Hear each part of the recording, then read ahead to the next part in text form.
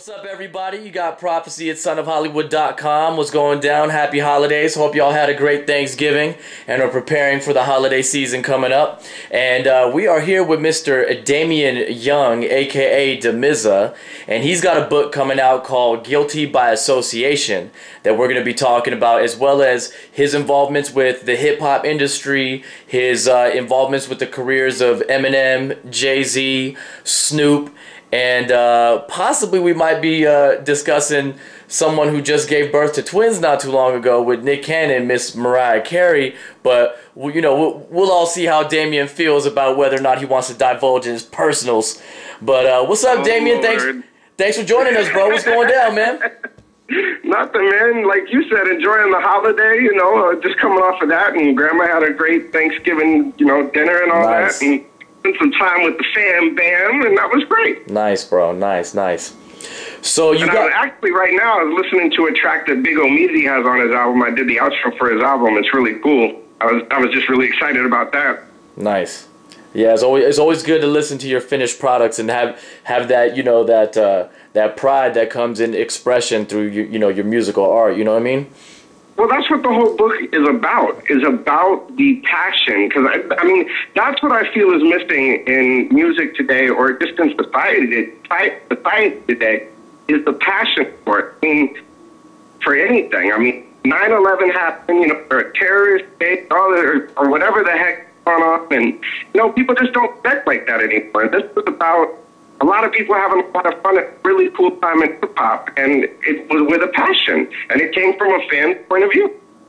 Nice. Now, Damion, I actually really like your title, Guilty by Association, considering your position in hip-hop and a lot of things. And, of course, hip-hop being such a... Corrupt came up with that. Corrupt came up from the dog pound with that. We love Corrupt, you know what I'm saying? Prepare for what with something. Yeah, as a matter of fact, we got a little video on sunofhollywood.com where Corrupt, discusses his how he feels about Tupac being gone, you know what I'm saying? And as a matter of fact, speaking of all of that, I heard that you actually had a very memorable conversation with Christopher Wallace, a.k.a. Notorious B.I.G., just short moments before he passed, man. Can you share that with us? Man, that was a really sad thing. Actually, I had two encounters with him right before he passed. He showed up at the Palace. We had a concert, a powerhouse going on at the Palace in Hollywood, and we had secretly booked Puffy. And this was kind of after the Tupac thing, and tensions were high, and the East-West thing was going crazy. And that was one thing that I really wanted to focus on was, let's get rid of some of this negativity stuff. So Puffy agreed to come and perform in L.A., and he was so good about it. And when he got there, Biggie got out of the car with him. And I didn't expect Biggie was going to get out of the car. And he got up on stage and started doing Touch on You, the little kid. Puffy did Can't Nobody Hold Me Down, and Snoop Dogg comes out trying to do the crip walk. Nice. So, it was a moment in history as far as the East-West thing. And then, the sitting with him, I think it was either the morning or 2 mornings before he passed. It was Saturday night when he passed, March 9th. It was Friday morning, he was on the Baker Boy show. And he played Hypnotized for him. And it was right after the Out show. And he told me about where his was at. He was telling me about what was going on with Faith and his kids, and I just got to see a real person, and, understand him. The conversations in the book. Man, that's amazing. And your book, as a matter of fact, is free of charge for those of you who are feeling the crunch of the economy but want to get that Black Friday special on.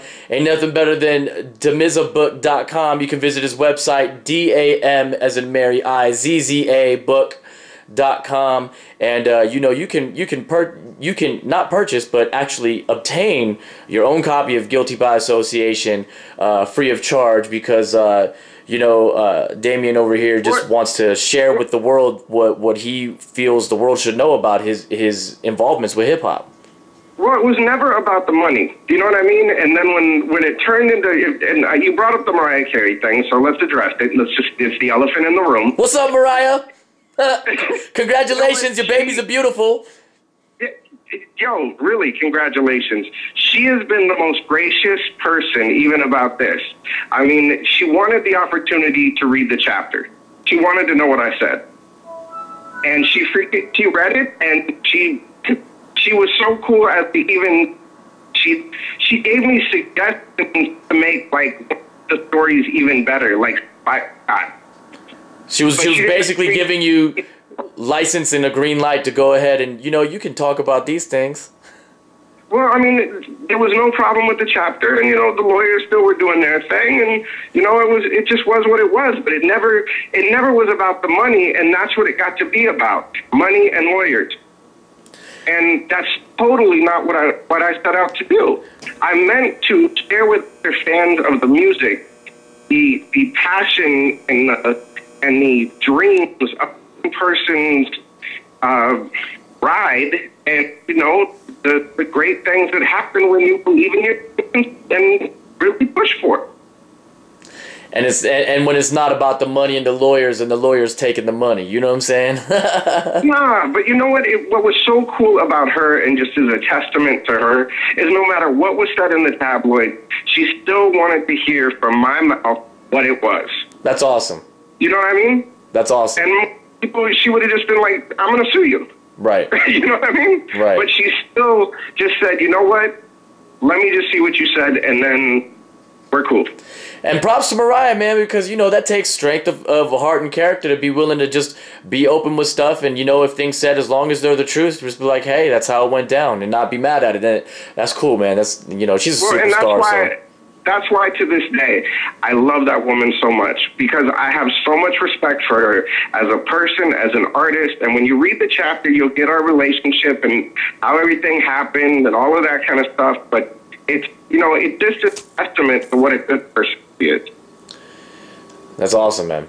Now, why don't you share with us your involvements in versioning Eminem?